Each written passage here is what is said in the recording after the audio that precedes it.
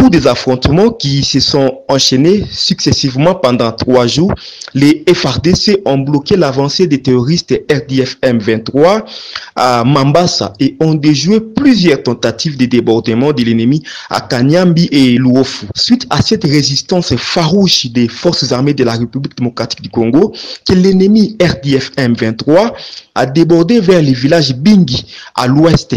Non seulement cela, il a commencé à bombarder dans les agglomérations où se trouvaient les habitations de la population. Vous voyez que nous nous trouvons en face d'une armée qui n'est pas professionnelle. Et toutefois, les FARDC étant une armée professionnelle ne devraient pas s'éterniser à Bingi dans le souci de protéger la population qui était au vu des tirs de l'ennemi. C'est la raison pour laquelle les FARDC s'est retiré. Et je vous assure, toutes les dispositions sont prises pour que ces villages de Bingi soient récupérés par les forces armées de la République démocratique du Congo. Dans les jours qui viennent, je vous assure, le M23 RDF sera une coquille vide. Demandez aux habitants de Kanyabayonga, Windi, Mabenga, Kiwanja, Nagana. Ils vous diront, il ne se passe jamais une semaine sans que ces hors-la-loi bénéficient d'un renfort de plus de 10 véhicules.